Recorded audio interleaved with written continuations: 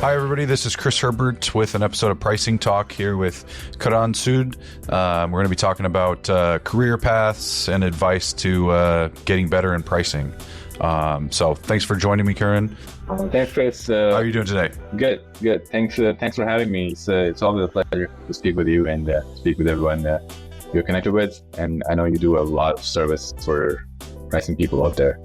I'm pretty sure a lot of people in pricing owe their careers to you as well. So thank you for that. Appreciate it. On behalf of everyone in pricing, I know. Probably not enough, but, hey, we both try to do what we can and try to give, more information to the pricing community. And you and I probably get a lot of the same questions that people ask us. I think the big one is, how do I get better in pricing? What's your typical response to that question? I get that a lot. If I go back on my inbox, I've probably flooded with messages around that topic. And I unfortunately, it sort of disappoint people. I feel people are disappointed when I give them the answer because they feel like there's a one way to do it. There's a perfect way to accomplish that. That hey, there's a certain course you take, a certain book you read, and you'll be the pricing person you want to be. But I give them a long-winded answer. We say, hey, there's a lot that goes into it. So high level, making a more cross-functional point of view. Don't be pigeonholed by just reading about pricing and pricing books, because after a point, all pricing books will deliver you the same message. So if you're going the route of learning, I would say, hey, start reading more multidimensional books and books on finance, books on marketing, and then take a step forward and start connecting with people internally in your organization that handle not only pricing, but they also handle sales. Talk to your sales leaders, talk to your finance leaders, ask about how you get from price to margin. I talk to marketing about how are they taking your latest pricing strategy to market. Because a lot of time, pricing people are disconnected from what happens in actuality in the marketplace. Because you create something, and off it goes in the corporate world in a hierarchical structure somewhere. So I just say, hey, find out what's happening, find out how you can assist people better, and ask more questions, and tie yourself to KPIs. And so it's few different things that they have to start doing, which is obviously a lot of work, which disappoints people because they feel like, hey, there's a book that's out there that Karan probably read, and I'm like, yeah, probably read it more. The one magic book. Like it probably read, Tom Nagel's book probably a few times, but that's not the end all. Like, yeah, you still would need the action, and the action happens when you're more involved in the organization. So, yeah.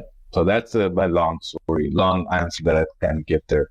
Yeah, I mean, I think, big part of pricing is obviously connecting with the other people and driving the change within the organization. So understanding what their goals are and how they view things is key to kind of being able to do that. What about kind of, things to learn? I mean, we kind of talked about that, but a little bit, but, are there, the key things you see that people should be learning outside of kind of open-ended question for you? Yeah, I mean, there's always things. There's just so much going on in the market in terms of what you want to learn. And there are some things that just 101, like data analytics. That's just table stakes. You can no longer be in pricing and not be really comfortable with data. Communication of that same data. You could be a really good spreadsheet junkie, and you could, churn out 10 models 10 different ways, and you could do that day in, day out like the back of your hand. But if you can't communicate that effectively and clearly, it's going to fail. And that's something I learned a few times, right? Like, I always thought that, hey, this is great. I'm great at creating Excel models and great at creating spreadsheets. Only to realize that, hey, when you take that spreadsheet to a room that is filled with people above you, they'll if your messaging isn't tight, because they say as you go up in in the organization, the attention span decreases. So when the attention span decreases, if you're not really targeting that message exactly what you want them to answer and say, then that's you failed, and that's a skill that they don't teach people enough. People teach models and data analytics and Tableau and everything else, but they don't teach you how to take that information in front of someone and how lay it out there for people to understand. Because people get, the more complicated the model, the more complicated it makes people's life to understand it.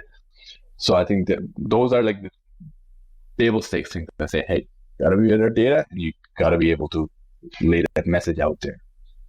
So those are, key things. I mean, and I think it's interesting too, because different companies want different things. I mean, you've got different companies that look at, different ways of, the way they want their presentations, or they don't do presentations, or they handle their meetings differently.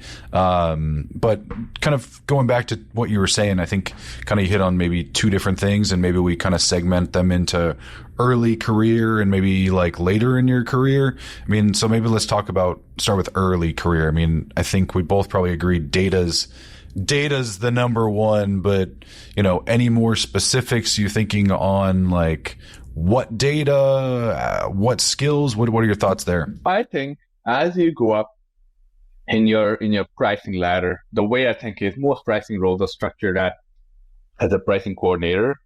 Then you go to a pricing analyst, you go to a pricing manager, you go to a pricing director, and a VP, and so on, right?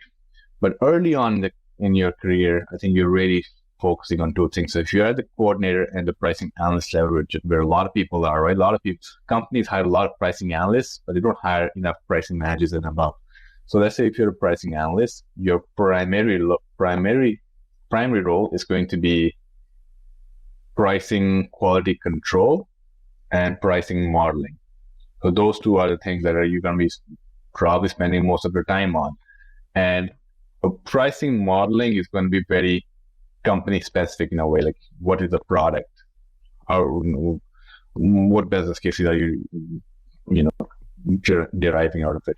So I think your focus on early on in your career should be on like, hey, getting right, at least right now, before there's a whole lot of AI tools that change the game, is to get better at Excel, get better at SQL, get better at statistics. Statistics is so underrated as something you need to learn, because a lot of financial models, as you go up, as you go further in your career, you'll realize you'll have, will need a baseline understanding of statistics, and people are not prepared generally, right? It's outside of doing averages and medians and modes. People don't know what is regression analysis or correlation, like how do you really define it? How do you find it out? But those are the kind of things you really want to learn, because that will help you as you make more complicated models, of course.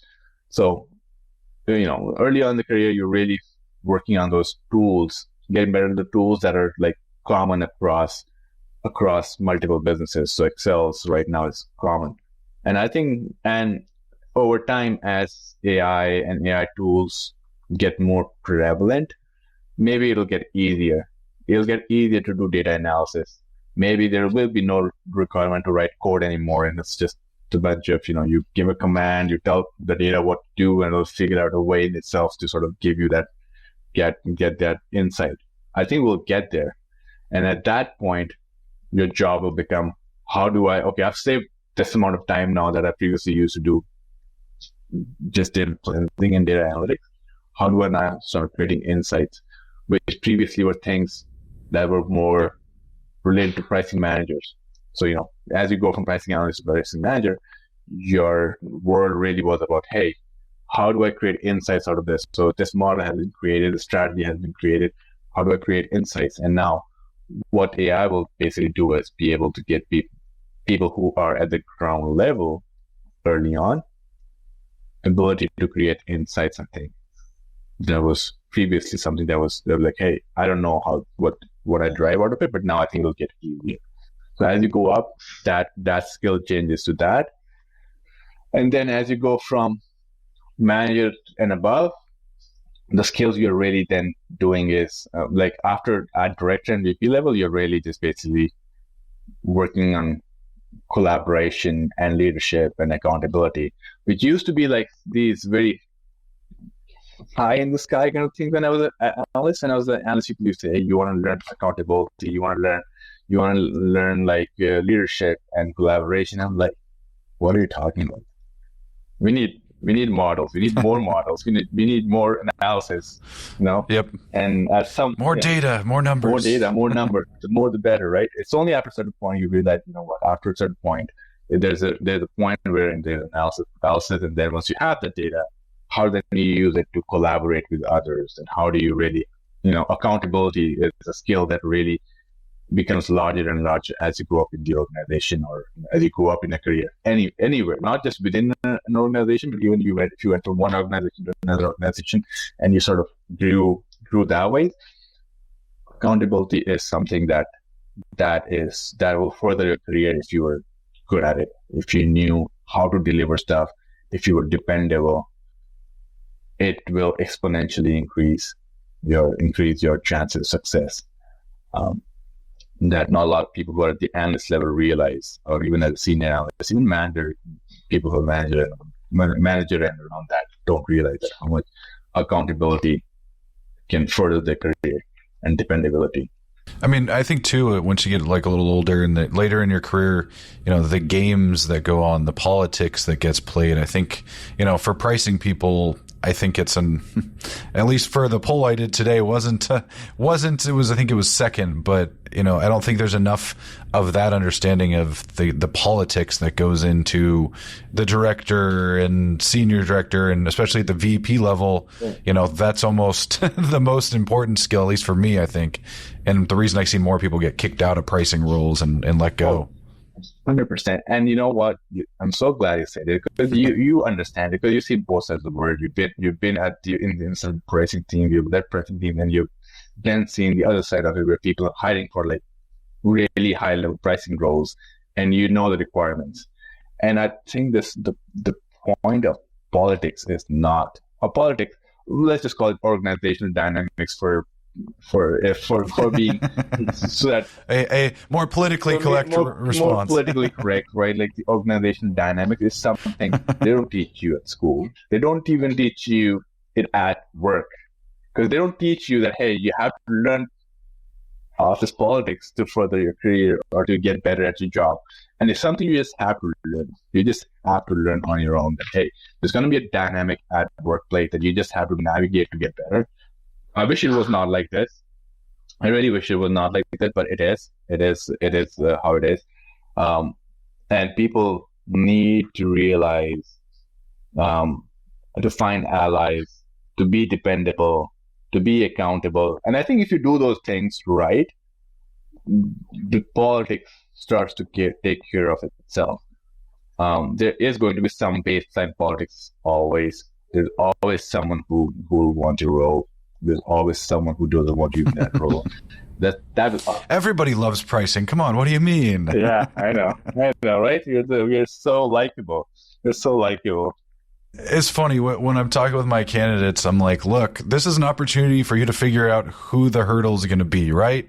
Because let's be honest, there's going to be somebody at a company, you know, most likely sales, that isn't happy about this, especially if you're building a team, or, you know, you're being brought in to shake things up, or, you know, I mean, it's just, there's going to be someone. So understand who you're talking with, who you're not talking with during an interview, because that sometimes is just as important, because they may not be on board and they're hiding that person from you. But, you know, I think understanding that, especially, you know, early on, figuring out how to handle those dynamics will then help with the change management. And I see those two things kind of going a little bit more hand in hand, because if you start to drive the change and you start ruffling feathers without understanding those dynamics, you're putting your role at jeopardy, right? I mean, your neck's on the line, and you don't necessarily understand, you know, how that guy or how that,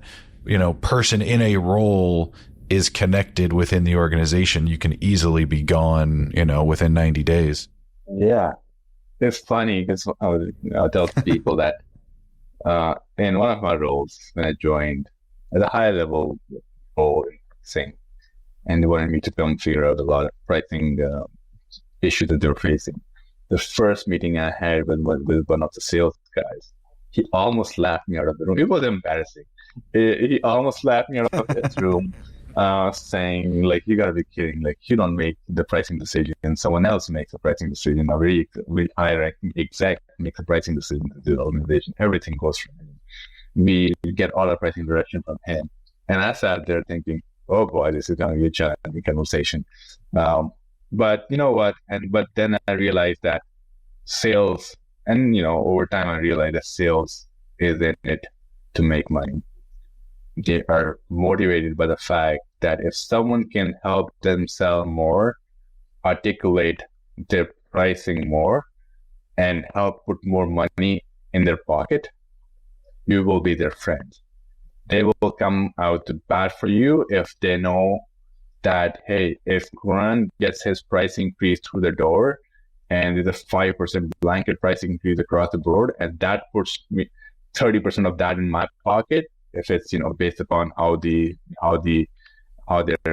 salary is structured, I will go and help him out in that conversation, as long as it makes sense. So I think that's where the creating your allies and really comes in. And sales, I believe, there's not a lot of bigger allies at work than salespeople. So salespeople tend to be very influential in whatever you work because you're bringing the dough. So, Yep. And the more influential and salesperson you can find and convert into a pricing ally, the better it will be. For sure. Definitely. Well, I think we talked about some of the data, and I mean, I think my view too early on, going back to the data, the skills are get as many as you can. When I talk with some junior people in their career, I'm like, look, you can never have too many data skills, right? If you see Python or, some of those R and stuff like that, that's going to be a bigger asset to you and just gives you more flexibility within the companies you can go to. Pricing software, when I see it on a resume, sometimes, without the rest of the data skills, it's like, all right, you're being handed your data sometimes, and you're going to have a little bit of a harder time, convincing companies versus get as much data skills. I think the data skills are starting to move up, right? I mean, I see them more asked for at manager level. Sometimes even at the director level, they're wanting more hands-on. And so until, like, to your point, until we get to a point where, the data is a little bit more readily accessible and, we've got more of that done for us and we can be more strategic, we're still going to be asked to, go get the data, to find the data, to, have those conversations, especially if you're founding a function. Getting the data can sometimes, be the hardest, the hardest part. They're not going to just serve it up for you on a silver platter. Let's talk about kind of maybe across industries, the pricing skills, or maybe the differences across industries. I know I've got a lot of thoughts on this. I'll let you go first. I mean, what do you think about kind of different industries you've been in or different things you've done and the skills, that maybe transfer, don't transfer? Yeah. So, like I worked in different, like several industries. I started my career in automotive. Then I went to essentially a directories company, and when it was transitioning into online, so we sold print advertising. I've sold online advertising, website, SCM, SEO, clicks, you call it, visits, and then I've sold priced supplements, so protein powders to pills to and a lot of like CPG sector basically. And then I've gone into price electronic hardware products. So where I am right now. Yep. But across all, and this I get this question a lot, is like, hey Karan, like how do you go from one sector to another? I mean, I see pricing skills as, and I've always used, like, it's almost like saying, hey, the skills remain the same essentially. It's like saying, if I ask you, Chris, today, hey, is marketing as a function portable across industries? You'll probably say yes, right? Yeah. Or is finance portable? I mean, for the most, Is finance portable? Are finance skills from one, and sales is?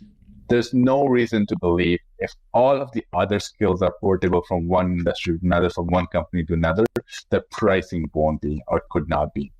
I think the lack of pricing hesitation comes from, and you'll see a lot right now is, and a lot of people message me like, hey, I'm in chemicals. I want to go to B2B SaaS, but they basically say, hey, you don't have SaaS experience. And I feel for them. And that is, those job requirements are coming out of a lack of understanding generally, right? Like, because you and I both know, hey, the underlying pricing principles remain the same. Yes, there's going to be a change in how something gets priced, but that's just the way a model works. If you were modeling a big B2B chemical deal, it's no different than modeling a B2B SaaS deal if the way you price products and the underlying philosophy is the same, which is like, hey, there's going to be value, there's going to be cost, and there's going to be an ROI. So it's basically, and then it just becomes balancing that plus adding an element of what competition is out there and what market is doing. So why would anyone who's done pricing for a big Chevron or any other big chemical company not be able to go to a tier one SaaS company and say, hey, I could do the same? Because the underlying first principles still remain the same. You got to deliver ROI, you got to sell above cost, you got to make sure you're competitive and show that you're delivering ROI to the customer. Yeah, I mean, it's one I've done, right? Like I went from pharma to legal to SaaS, and I think it comes down to, if you're looking to make those jumps, you're talking about the hiring manager and their understanding of pricing, right? Like I wouldn't have probably been allowed to go from legal to SaaS had I not been hired directly, and I reached out directly to my future boss and shot him an email. And as a pricing person, he knew how the skills transfer. But the problem is HR, when they're being asked to go find a pricing person, they're so industry specific. There are, I'd say SaaS and legal are probably the two most, I don't know if the right politically correct, but exclusive or, lack of willingness to allow people to make a jump from an industry.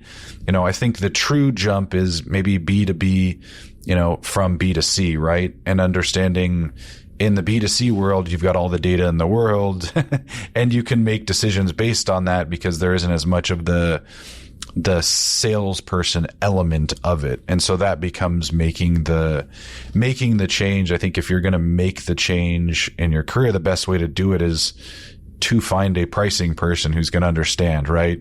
And if you're applying, reach out to the hiring manager. HR is more likely to toss you out versus a pricing person. If you shoot them an email and say, hey, look, I'm a senior manager at, like a chemical company trying to make the jump to SaaS. Well, they may be more willing to take your experience than somebody who's maybe earlier in their career with SaaS experience. Like, hey, I can get an extra 5-10 years and this person's willing to come over and, work for me. Like there's more of a willingness there versus, trying to apply directly to a team to be the first pricing person or trying to get through HR. It's just very, very difficult when they're being told they want SaaS experience, right? They're just kicking people out just because they don't have it. You touched on something which I think is essential for people to succeed or to get those jobs or to get jobs outside of their domain. And in general, growth. There's this notion of coachability. I think we've touched on this before. Like a lot of people say, hey, I'm willing to learn. A lot of people are willing to learn, but are like, coachability is not, say a lot of people are not coachable. They are not willing to coach to the same extent as you would want them to. So I think you hit the nail there with like, hey, this notion of going out of your comfort zone and going to someone outside. Like my best hires I've ever done came from people cold messaged me and said, "Hey, I'm looking for a new role." Like I usually advertise that I'm looking for a new role. We open up our anywhere I've been. We open the job portal and you have like 500 people applying day one or day two or day three. But at the same time, and we go through all. But at the same time, the best people were out there, sort of did that extra and said, "Hey, I applied, and I also want to message you from LinkedIn, and here's my portfolio, or here's my resume. Here's what's not in my resume. That hey, I am not from your background. I'm not from CPG. I'm from this one, but I understand pricing. I've done this." And I always tell people, create a portfolio, write something. Like I'll give them, like, one of the roles at CPG company I got was because I had written a piece on inflation and shrinkflation like 10 years ago and brought it to the interview. And I was not from the industry. They were reluctant to have it. I showed them, hey, there's the knowledge base is there, which is very similar to what I've done in other parts of other industries.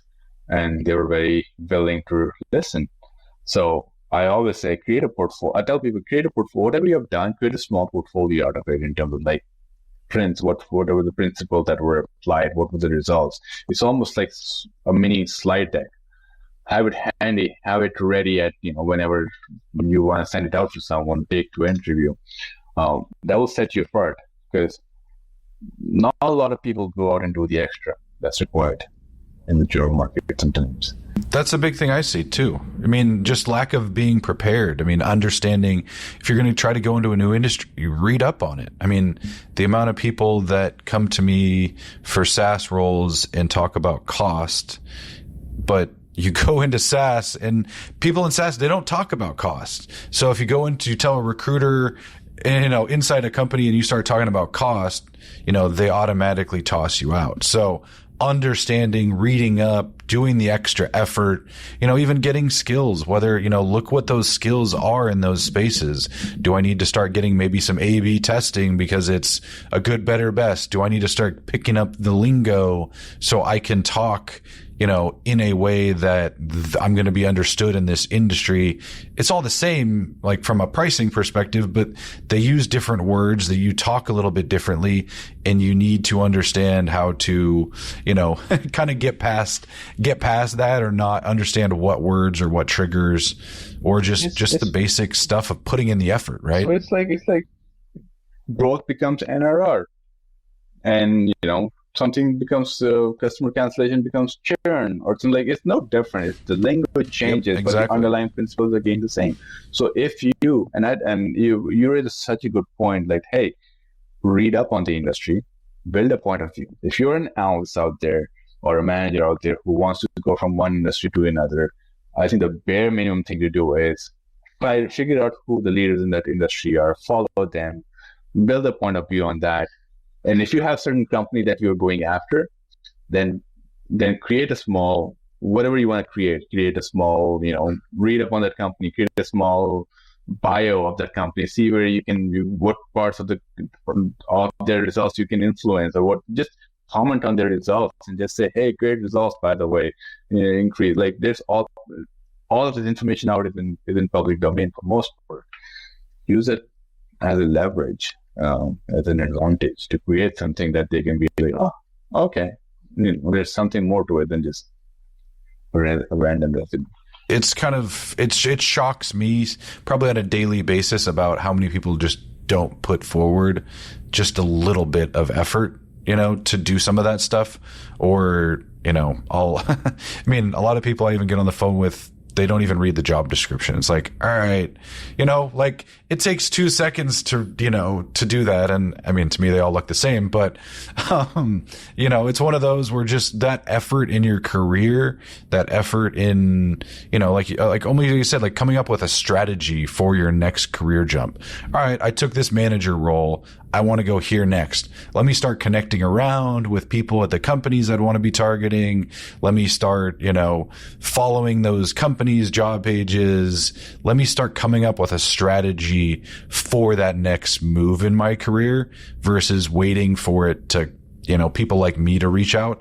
it's just not going to happen as much right now during this, this market. We're not where we were 2 years ago where, there was, we could just sit back and the roles would keep coming to us. But right now you have to kind of come up with a strategy, come up with a plan. What skills do you need to get? What can you learn from like you talked about, learning from the people above you? How do I get some of those skills? How do I learn the mistakes that they've made in approaching people in the right way and kind of, finding a mentor, where I think that's gone out the window, in the pricing, in the just job world overall. Mentors used to be such a big part of things. And now, I'd be hard pressed to name anybody who's talked to me about a mentor in the 7+ years I've been doing this. I don't know if that's a pricing thing or if that's more often a wider than pricing thing. Because I think there's overall, I think there's a role for mentor. I believe at least there's a role for a mentor in some shape or form, because there are two kinds of mentor, right? There's the really external high level mentor that people, who are directional leaders in the world for that, like you guys like SAS, you got like PLG, you got, Elena Verna or Leatrine or Kyle Poirier. They're really the leaders in that space. And then you have some marketing leaders on the other side, and you can call them, external mentors in a way. And then there are people internally that will help you succeed. What happens most often in organizations is people don't reach out. A lot of people are willing to coach. Like they're willing to tell people how they got somewhere, how they got to a director role, a VP role, or C-level role. But not a lot of people put their hand up and say, "Hey, I want to be mentored." Unless your organization really has a policy around it. And other places where I worked, like no one did. It just was just a nice to have program, but nothing really came out of it. So that's why I say you have to be willing to be coached, and you really have to go out. You really have to go out with this notion that you want to be mentored. A lot of people are willing to mentor. I think having the right mentor internally can help, because remember, like you said, there's a lot of politics, there's a lot of visibility related things. And if you had a mentor who's high up, who can open up doors for you, who can open up meetings for you, open up calendars for you or spaces for you to talk, that had a lot of value. Like I've been fortunate, like there were people above me in my career who saw the potential that, hey, Karan's worked on this, or the pricing team's worked on this thing. Does anyone want to look? And we can set up 30 minutes. And those kind of conversations opened up a lot of doors for me to learn and establish connections. So I think there is some value in that internal mentor. And if you're a pricing person, you need a mentor, or you can call it a person of influence.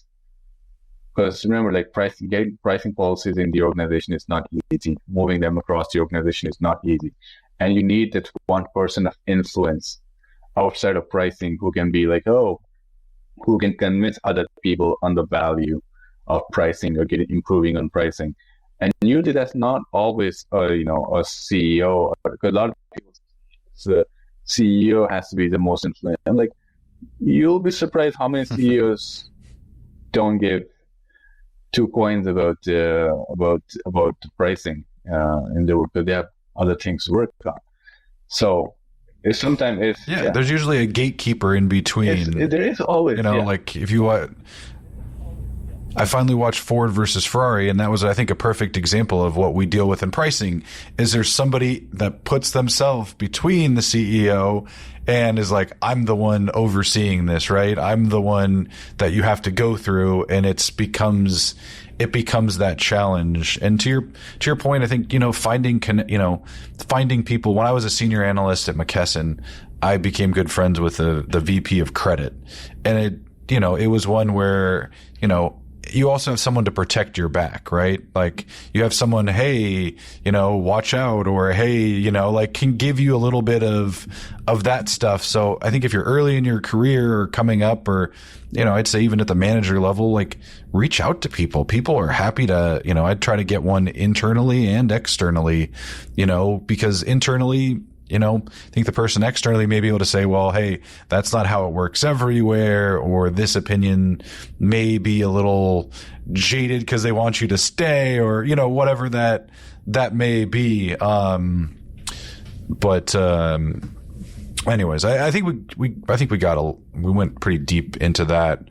One question that we got in kind of our asked for questions before we started was what should pricing be called? I think, what should pricing titles be? And it's one where I've got a pretty strong opinion from my recruiter perspective, but I would love your thoughts on, what, pricing, revenue management, yield, RGM, what should what should we be calling ourselves, or what's the ideal way for our titles to be, if that makes sense? I will put that as one of those questions where I feel like there's not a perfectly right answer, but they're directionally good answer, in a way that,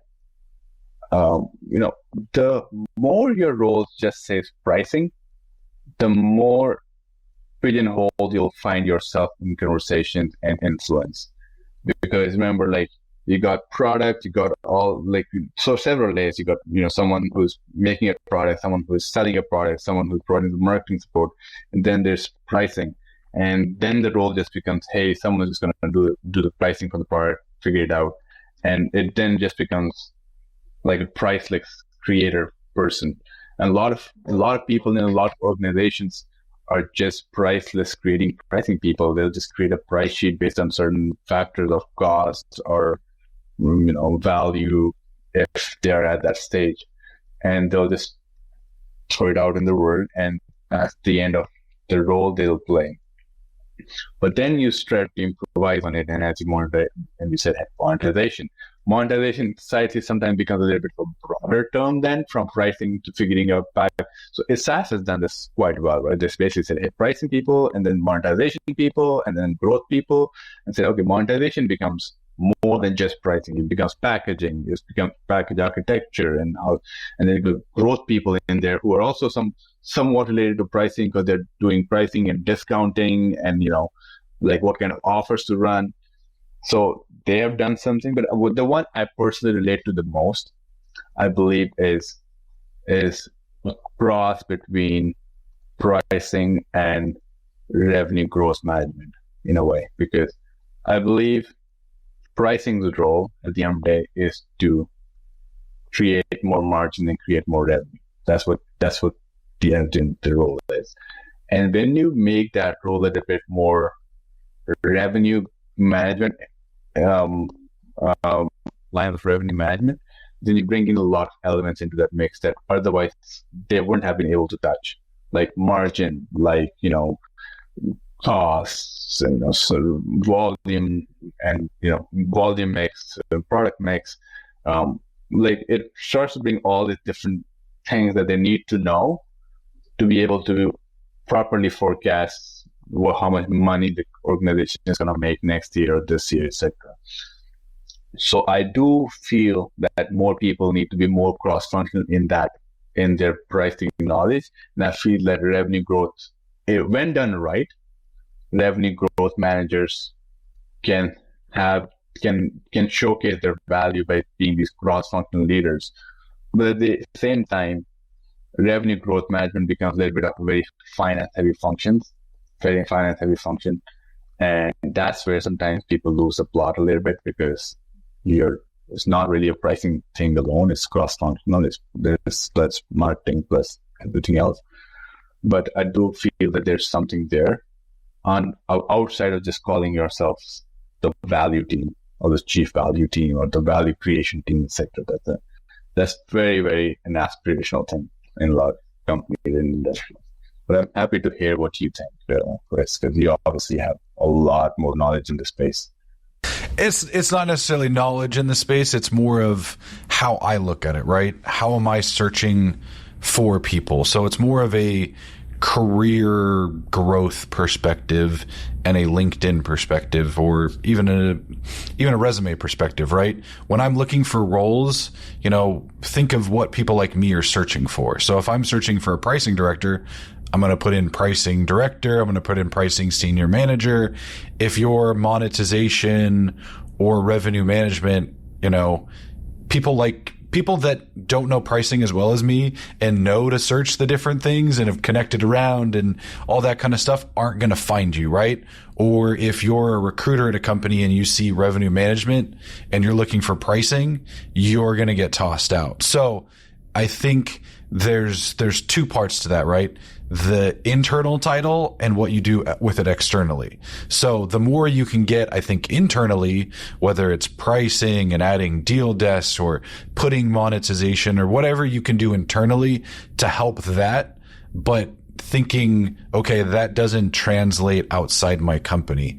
And I think that's where people make mistakes when they're kind of thinking about it from a career perspective, where they're trying to get a new role. They don't understand that, for the most part, recruiters outside of CPG don't know RGM as revenue growth management, right? And they don't understand that's part of pricing. So, think about your title internally, about how you can do as much as possible and gain as much credibility to what you're saying. But then when you're thinking externally, think how can you be as broad as you can be, and maybe you have different resumes and stuff like that. One for the CPG space that's all RGM, and then a broad one that's pricing specific, and another one that's maybe revenue management, if you're trying to get a job in airline or whatever, because things are just kind of grouped in the different ways right now. And so you need to try to check as many boxes and make it as easy for people to find you and as easy for people to understand. So my view is a little different just on the career perspective, but you can call yourself whatever you want internally and have a different title or put in parentheses. Just make sure you make it searchable on LinkedIn, right? Like, use your keywords, know that your headline and your title line are the two ways that is essentially the SEO for LinkedIn. So whatever your title is, make sure you add a little bit more to it that lets people find you, I think, is kind of my view on it. Which is great, because I only look at it from one direction, right? And you've seen it from both directions. You see more and more from what are people looking for, and what are your customers, who are the people hiring, looking for. So it's I think a good perspective, and I'll reflect on that. But at the same time, like my title right now is sales operation, but I handle all pricing, all discounting, and everything, and I handle commercial finance in a way that we handle a lot of contracts, etc. So you are so right, and that's basically just like that. Like, hey, there's how people will search looking for me. I will not show up in any search for pricing right now, because I'm so my title is something else right now. So that is a good point. So, but I do agree with you. But you always have the parentheses, right? Yeah. You can put all that stuff in parentheses, right? Like, put it out there so people can find you. So 100% on that. But one last question I want to ask you is, what do you think about skills? Like pricing is a collection of skills and data analytics skills and chain management skills and discounting skills and revenue growth management and so on and so forth. When you are hiring for roles now, are you hiring for roles, or are you hiring for skills, and basically saying, hey, where can I find, maybe there's a data analyst that has all these skills but not have that title, who may be better suited for this particular pricing role, because this really requires data analysis. So I don't want a pricing person, but maybe I want data analytics person. Do you have any thought on that? Yeah, I mean, that's a great question. I mean, sometimes I have to push my clients, they come to me, hey, I want this, right? I want a senior pricing analyst with experience in SaaS. And I have to be like, well, I mean, you can bring people in from another industry, or you can bring in a data analyst, or, what do you really need to do? And I'm actually trying to create a course on a little bit on this, but I think pricing people from a resume perspective are too focused on accomplishments, when most of the time people are looking for skills, right? People don't understand pricing that aren't in pricing for the most, I don't know. I'd say 99%, at maybe it maybe come off a little too much, but they're looking for those skills with the title, right? So it's an interesting one. So I think, I do get asked for skills a lot. A lot of what I'm actually doing is trying to put the best people in front of them. And sadly, what wins the most is the people that can speak the best, right? That can sell themselves to a company. Too many companies don't ask for my opinion on who's actually the best. Like, all right, Chris, here's 10, you sent us 10 people. Who's the best pricer? I mean, I've got my answer to that, right? Like, who'd be the most effective, or, who's the most technical. But at the end of the day, it's who can make those connections during the interview process. So, the more you can practice that type of stuff helps you with the job, and the more you can do around the skills and acquiring more and understanding what people want, right? You have a job description as a take-home test. They're asking for this, this, and this. Just give it to them, right? Like, or if you're trying to get into a different field and say it's SaaS, right? Well, go take a class on A/B testing, right? Add that skill to your resume.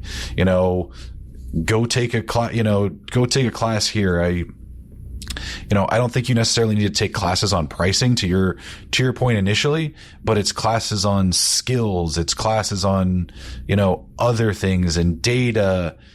Get those boxes checked, and the more you're able to kind of understand that stuff, the more you're able to talk about it and be able to get your point across. But for the most part, people are just searching for, pricing director, pricing manager. And sometimes, honestly, if you put your skills and what you're actually doing underneath your job, they may not see it and they may not reach out to you, versus if you don't have anything, they're more likely to reach out and ask you for it, right?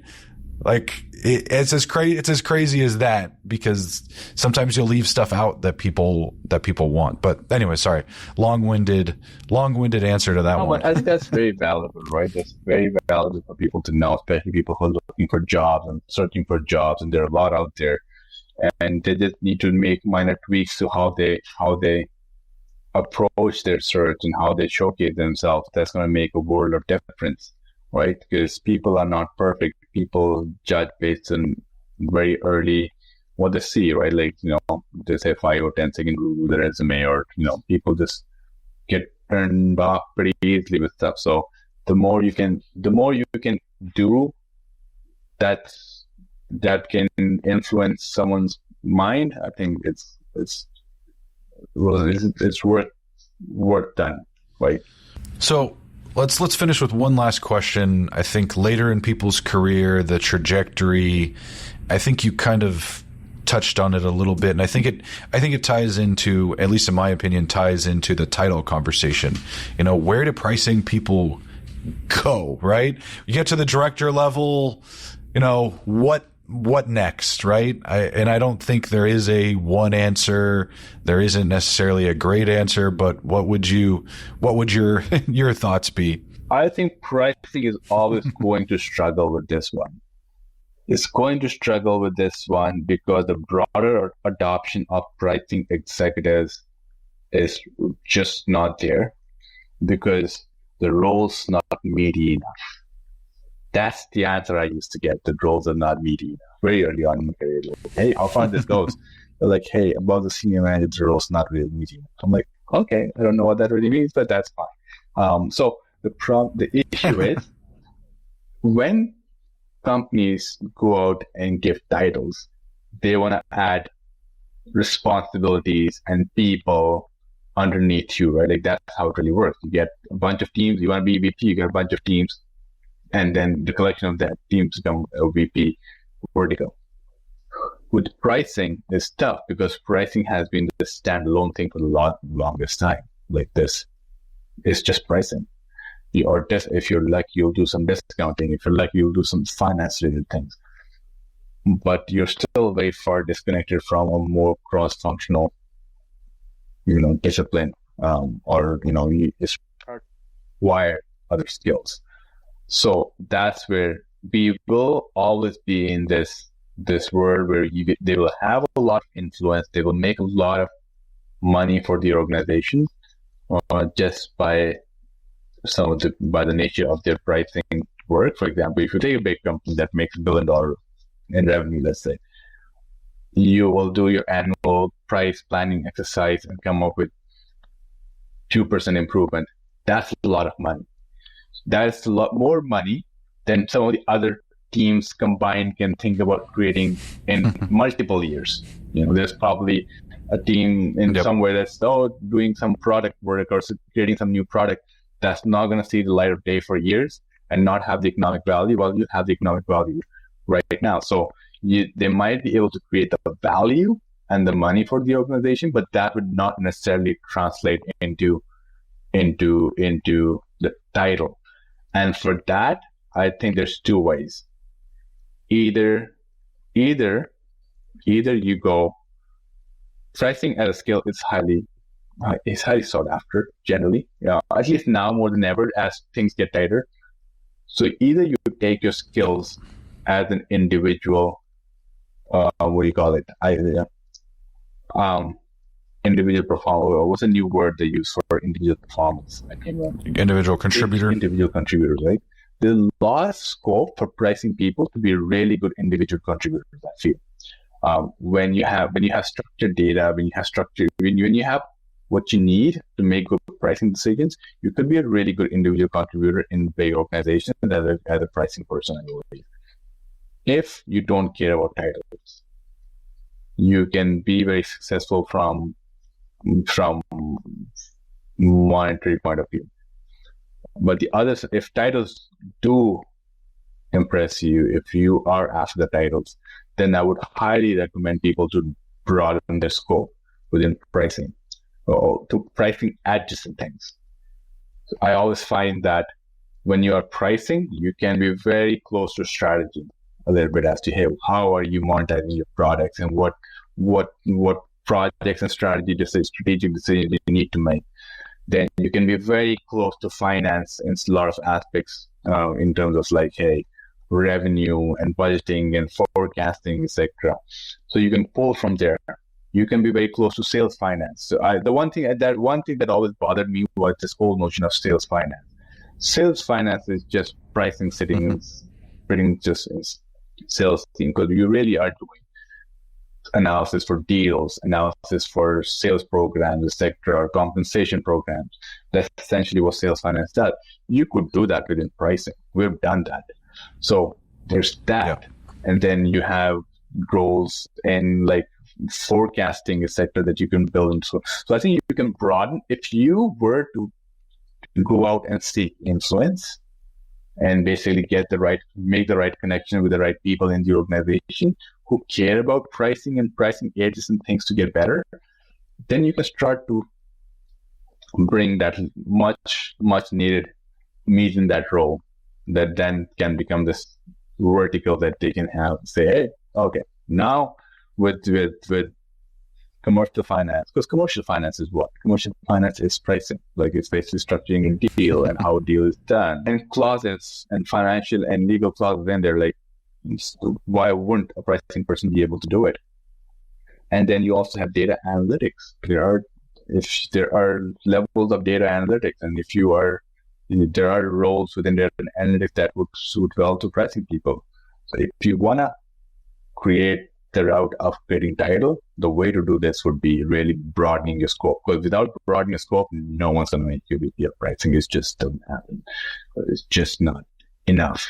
Well, I mean, VP of pricing, I think, is just kind of lucky, not lucky into it, but being in the right place at the right time. In the right, I think more so than getting out of pricing. I think to your point, kind of getting out of pricing in terms of broadening your scope. I think it's a multi-step process, right? You have to come up with that strategy. Am I going to take a title that's not, going back to the title conversation, that's not necessarily pricing. That's commercial finance because I want to become a VP of finance, right? And so I think it's that strategy of where does this next role take me? And then, creating that jump. Do I want to get into marketing? Okay, maybe it's, working under the marketing team and as a VP who's open to that, right? Versus, it's either realistically, it's kind of just the strategic thing of finding the right title or the right, a big enough company, right? If you're at a manager level, go to a company that's bigger and impress a VP on another team that will bring you over, versus director level, you may just need to find a right title that's more revenue operations or sales ops. You're doing that as part of it.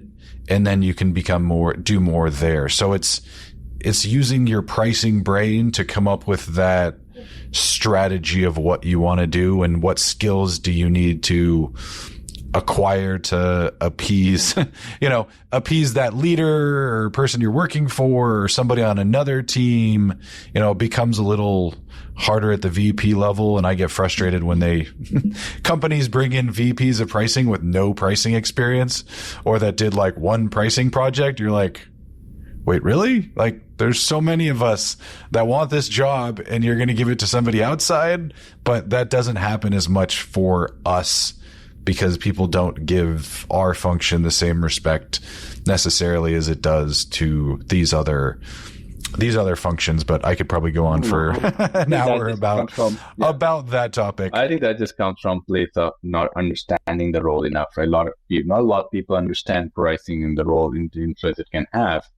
They will like when you make them more money, but they won't necessarily know how important that thing or that function is and how to structure that function better.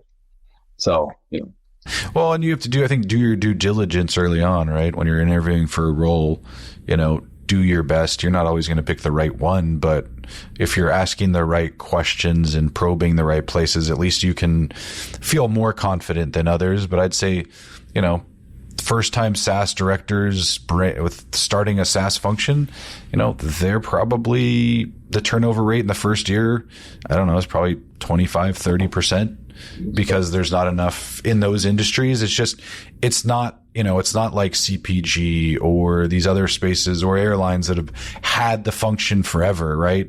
And so too, it becomes what's the maturity of pricing in your industry that you kind of have to understand the risk of it too. I think a lot of people look up to the SaaS space, but the SaaS space is highly risky for a pricing professional because most of the roles and most of the new roles that come out are brand new roles at companies that people just don't give pricing the value. So anyways, we're coming up against an hour. Any last thoughts? Anything, one last thought from you? Yeah, just can't stress enough, just be more cross-functional, talk more. People say, hey, Karan, what are the skills you think people learn? I said, learn to write and learn to read and learn to articulate. So basically, hey, everything in world is about writing, right? Writing business cases, writing presentation slides, writing emails. If you can articulate your point better, do it in fewer words, learn how to do it. It's a very underrated skill. And then just be more dependable. Dependability goes a long way. I think it's very underrated. I couldn't agree more. So yeah, that's pretty much it. Yeah, I mean, in the data storytelling too, I think goes in with what you're saying. The ability to, especially learn how to take the data the data and be able to communicate that, that story in as few words as possible, and to get that point across. So, all right. Well, hey, I've really appreciated the time. If you've got questions, I think for either one of us, we're always happy to kind of respond, or, throw some comments in the comment section. I'm sure we're going to post this, this around and in different pieces, different places. So, don't hesitate to ask questions, and we're happy to kind of, follow up with what we can. We're not always going to have the right answer, but, at least we'll give it our best efforts, or maybe even bring in other experts that can help with the question too. Sure. For sure. Looking forward to when this code rolls out, and, a lot of people will be looking out for it for sure. And, just people need guidance. I needed guidance.